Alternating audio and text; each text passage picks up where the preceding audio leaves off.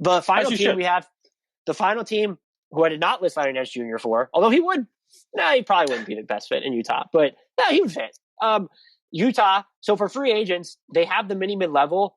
I don't know if they're willing to spend it because their tax payment, not actual like how far into the tax they are, their tax bill could end up being between $50 and $60 million if they re-sign Conley for $20 to $25 million, because they're basically, as they stand now, in the tax, essentially. So every dollar amount that you pay Conley is taxed, is how I was looking at it. I have Nick Batum. Does he want to come back? Does he want to team up with his French national teammate, Rudy Gobert? Otto Porter, they've had interest in him previously. And then I have PJ Tucker just to drive home the point. And I drive this home with my trade targets. I don't think Gobert's a liability. I think that what Utah has on the perimeter hurts their defense in certain matchups because you can't rely on Gobert like you normally would to make your defense. So I do think you need the option to go smaller when it calls for it. So someone like a PJ Tucker, if he's willing to play for you. Their trade targets, Josh Richardson, if he opts in, would be great in terms of quickening your defense up front to make life easier on Gobert in certain matchups.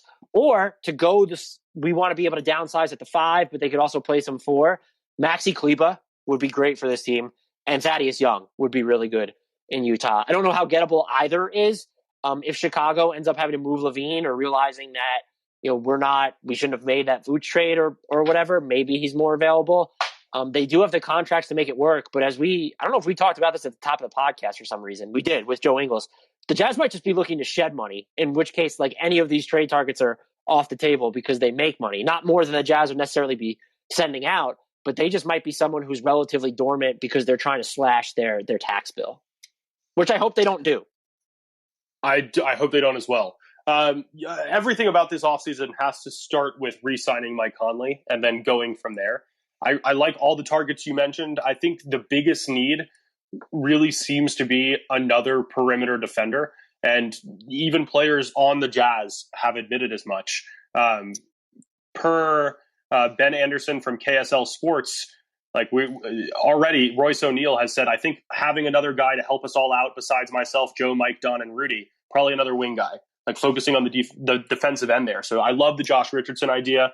I love them trying to go after like Torrey Craig would be another great addition. Nick Batum makes a lot of sense. If that doesn't work, you probably want a little bit more guard depth, just given Conley's injury history, given how little you can rely on Jordan Clarkson from a night-to-night basis in some of these bigger moments. So Derrick Rose could make sense for this team again as another attacking guard. But the options are limited by what happens to Conley, because if he does come back, like as you mentioned with the tax bill, you are not looking at a significant payment beyond that. And the other thing is, like, even if they lose Conley, they're still in the tax as of now. They can get out of it pretty easily, but what other move are you going to make? You're not replacing Mike Conley with any version of the mid-level. They might just say, you know what, Jordan Clarkson had his career year. He can create. We still have Joe Ingles, Bojan Bogdanovic, Donovan Mitchell. I just don't even look at, here's this low-level point guard option that they could sign and take a flyer on and hope that it works out. They can't afford Devontae Graham. I doubt they want to bring back Derrick Rose, who never played a game for them, and they probably can't afford him either. Goran Dragic, maybe, if he wants to play there for a discount, should his team option get declined.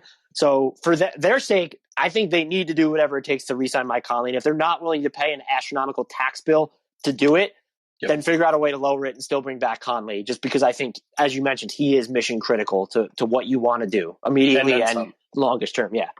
And then some. That does it for us. We stayed pretty true to our 5-minute average per team that I wanted to aim for. So yay us. Until next time. Shout out to us. Shout out to us this episode. If you haven't checked out, thank you, Noah. This was a great episode. We really appreciate that. We're going to do the East soon. I don't know if we're going to do it on Locker Room. We should discuss that. But if you haven't checked out the Hardwood Knocks podcast, do so. We are wherever you get your podcasts. Hardwood Knocks, spelled exactly as it sounds.